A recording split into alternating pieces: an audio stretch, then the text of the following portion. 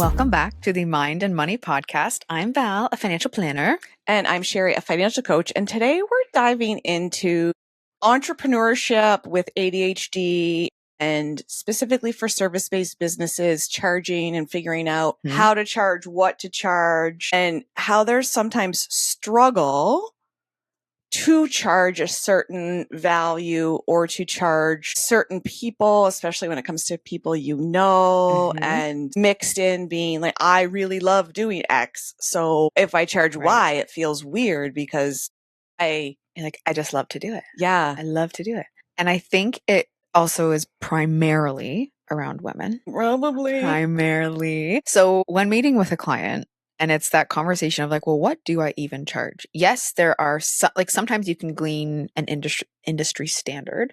First, you should know what you charge long before you meet a client. Well, yes.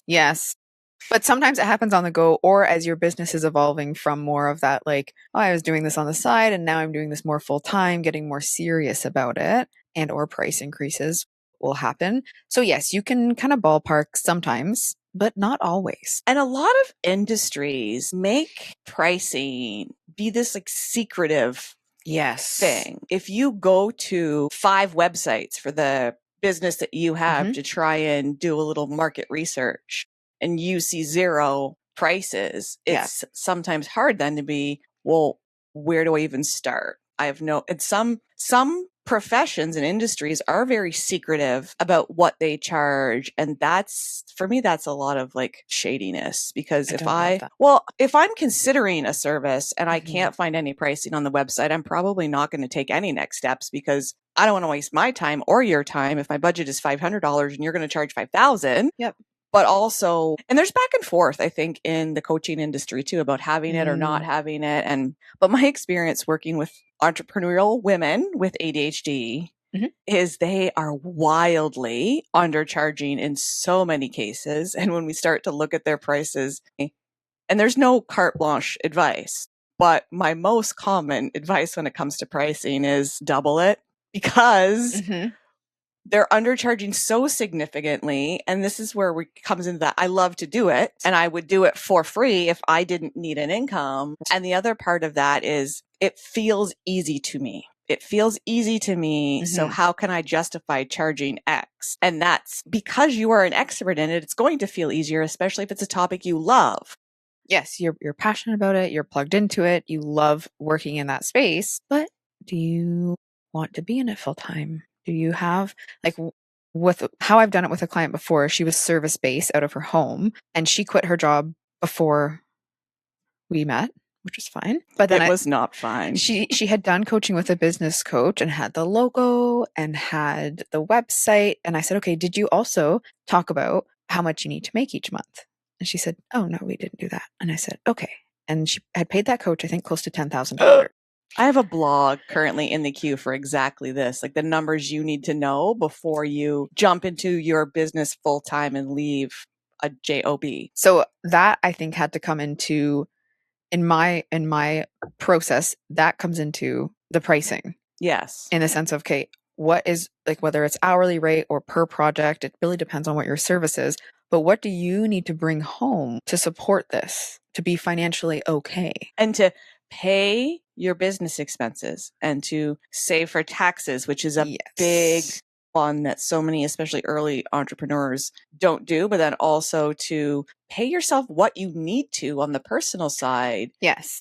And on that personal side, there's usually a couple different levels to it. It's like, what are my basics? Yeah. Like good, better, best. Yeah. What do I need to pay myself to maintain status quo in my business? And then, how can I save a little bit and how can I focus on retirement are kind of those next levels. Sometimes there's savings if you had saved up, then how long do those savings last me as a supplement when I'm getting my business off the ground? Not always though. Having a runway is better than not.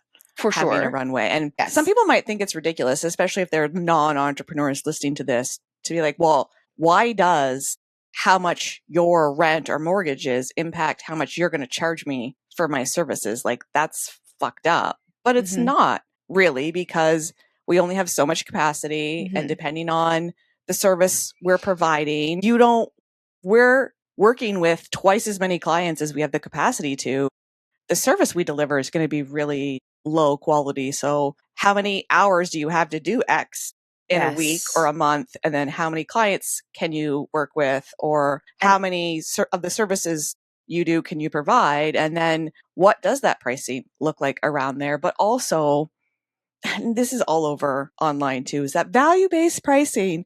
How much value do you provide to your client or customer? And there's no concrete way to calculate that, but there's kind of two different services. It's like the service where I'm doing something for you and you're going to need me to do that for you forever. And there's a service where I'm helping you gain a skill and learn something, and that's going to have impact beyond our time working together, which to me have very different values. Because if I'm doing something for you, that relieves my time and my stress around that. But if you're like, it's like that you're teaching me how to fish. Yes.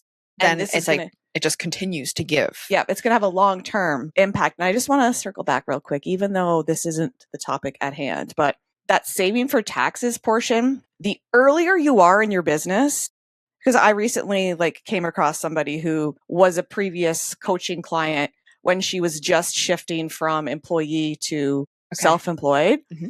And she's like, I love the little tidbits she sprinkles on me. One time I saw her, she's like, I have more money in my savings account than I've ever had before, Sherry. And I'm just like, and we said right from the get-go, it's like, save 30% of your top line revenue, no matter what it is, before you do anything else with it, designate an amount for taxes. And it's just very different. We kind of ran through the comparison.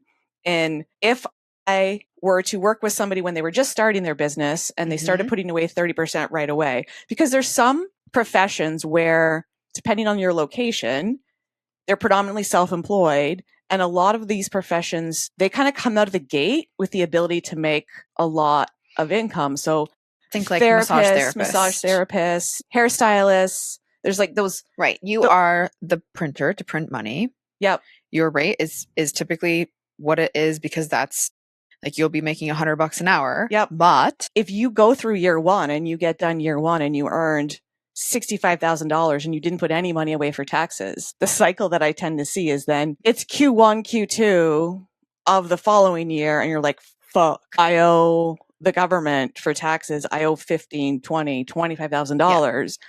I am going to work like a crazy mofo to earn that money so that I can pay the CRA off. But then that's kicking, you're increasing your income for that year, and then you're kicking that down the road. And when you get used to living off of your whole business revenue and not putting money aside for taxes, it's very hard to then just start putting 30% away, because your expectation is now here. Which is why we have to start at that personal side and go, what do you need? Like basic or good, better, best. And that typically, in my experience, is a bit of a reality check for the entrepreneur, the business owner.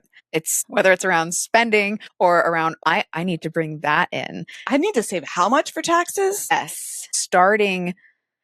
And that brings us back out to, okay, I need to bring this home. Some of that needs to go to taxes. Some of that is business expenses. How much do I need to be charging? And I don't have 200 hours a week to be charging. Well, what I realized in working with entrepreneurs with ADHD is when they have that clarity, when they walk away going, I need to earn $10,000 a month to do all of the things and support myself on the personal side. Yep.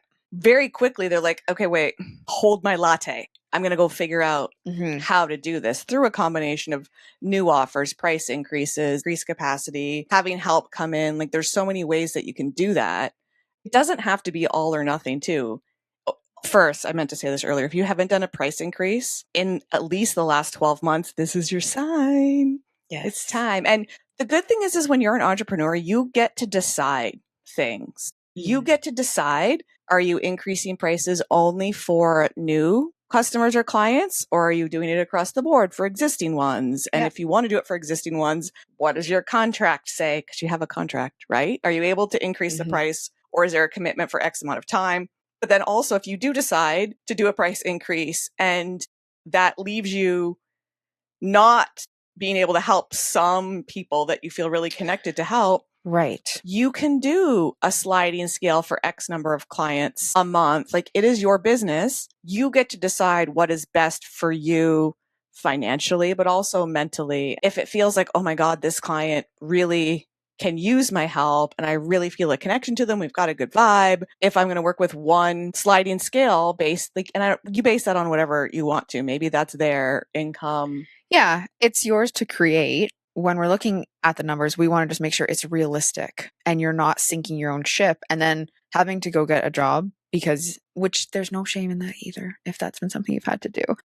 But if you're good at what you do and you have people looking for you, price accordingly so you can continue to do what you love. When it comes to the job part of it too, sometimes that's for benefits, but sometimes having a part-time job where you're X number of days a week or X number of hours a day, that can really help you with structure.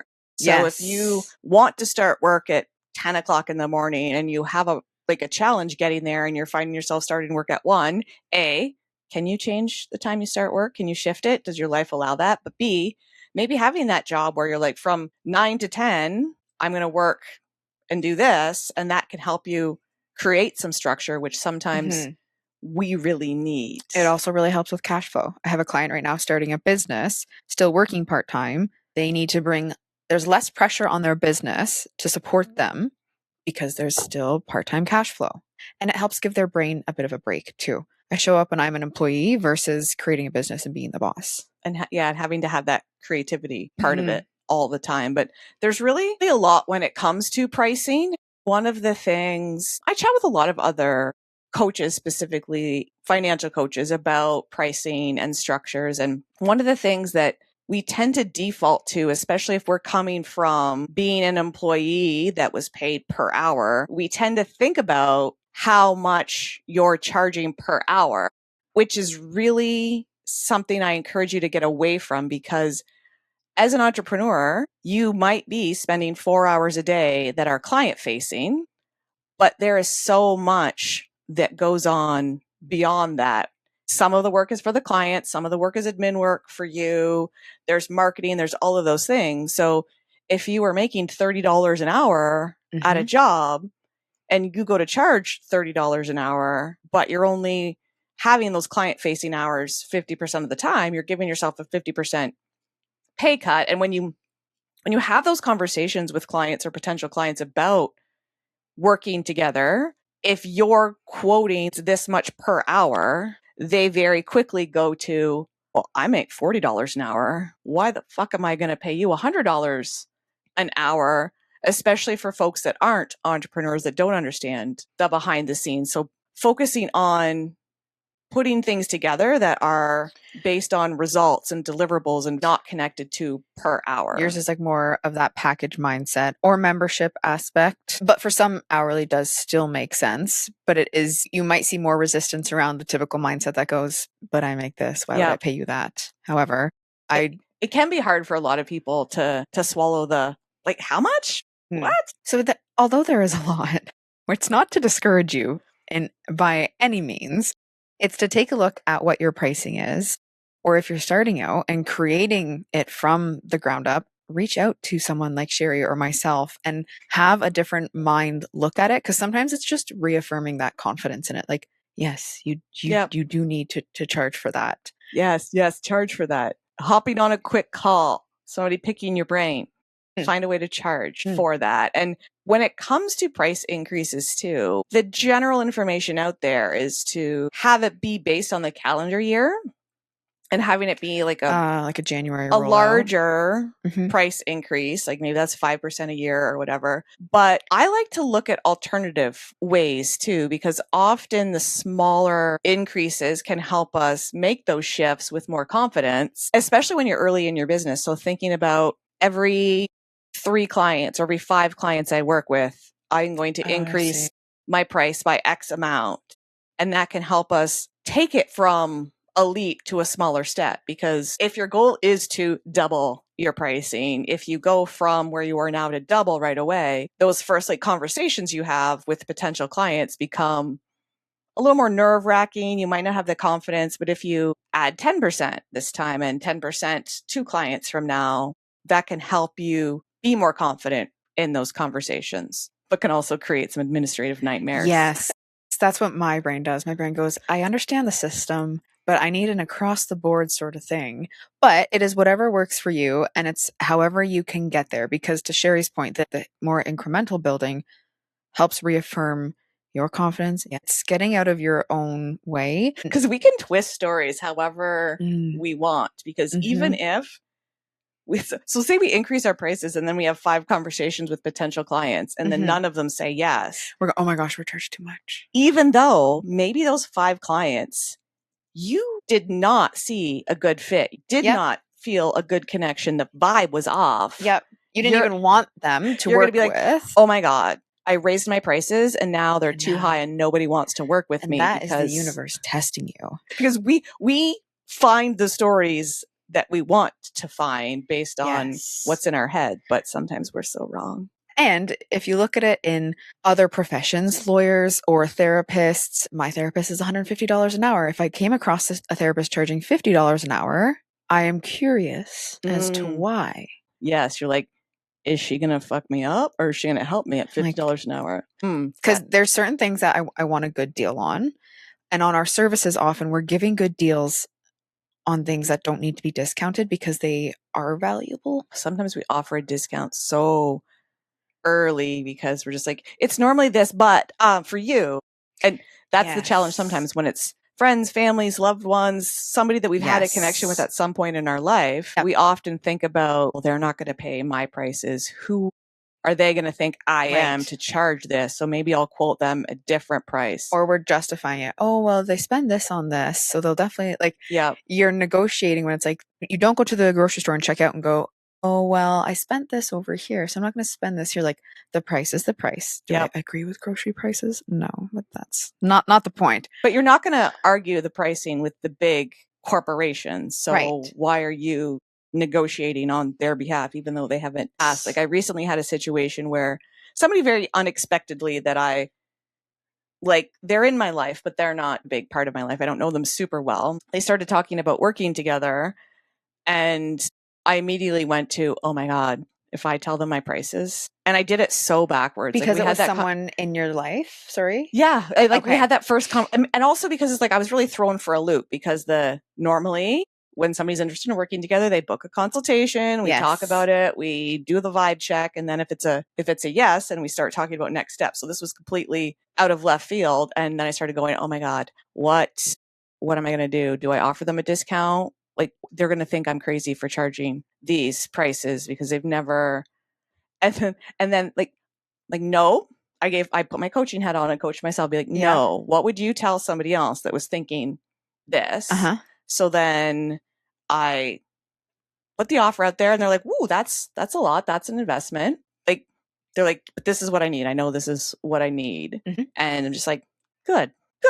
Also, because it's somebody that I've got that connection to, there's probably going to be times when I'm over delivering a little more than I do for somebody who I'm meeting with, like virtually. Your value does not decrease based on who somebody is. And maybe there's that situation where they're like, fuck, I don't think I can work that into my budget or afford it, but I still really want to work with you. And then there might be that conversation around, okay, like let's look at your numbers and let's see what really works and then go from there. Because then a lot of times people have no idea where their money is going. It's like, yeah, this easily fits in your budget. We just have to do this, this, and this. So just know it's okay. Where we kind of came back to before is like, it's okay to have some sliding scales, especially for people that are in your life or that you love, and knowing like, yeah, it's your business. You get to decide, but have some boundaries around it and have a contract. Have something that's like you saying exactly what the rules and the boundaries are around your services and your fees and all of that. And if you're new to coaching and you're new as a service provider, it's okay to double your prices. It's okay, because I don't know that I doubled, but I think I was in like year 1, like month 14 or 15.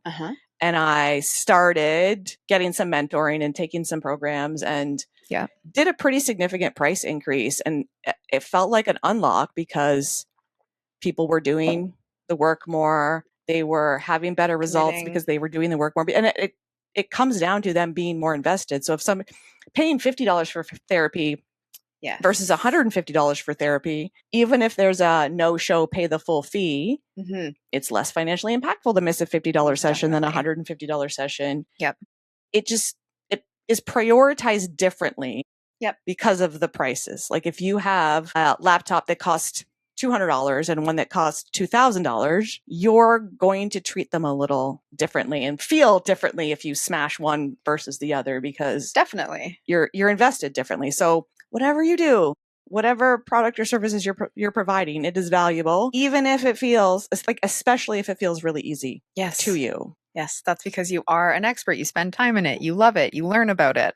Price accordingly. Own your expertise. Yes. So quick action items. Look the last time you increased prices and put a date on the calendar or put some metrics in place for when you will do the next one. And then if it's not a date, be sure you've got a system to track that. And if it is a date, put a reminder in your phone or in your calendar. And I like to have a price increase plan that is several steps out. So if you're going to increase every January 1st, what is it going to be next year and the year after and the year after? Because the further out you plan, the less emotionally attached you are to it. And then when you get then you're just following the steps. Yep. You're like, oh, I'm following the steps. January 2028, these are going to be my prices. So rates go up. Because past me made this decision, and who am I to question them? Yes. So we are glad you've been here exploring and talking about price increases as an entrepreneur with ADHD. And please share this with a friend who needs to see this. And dear God, don't ask your friends who are running businesses, especially if they're full-time in their business, for a discount. Maybe there's an exchange in there some way, but if there's an exchange, that's different though. But also be really cautious with that as an entrepreneur, because sometimes that can come back and bite you in the ass. So here's your sign to have a price increase. Plan for it. And we will see you next time on the Mind and Money podcast.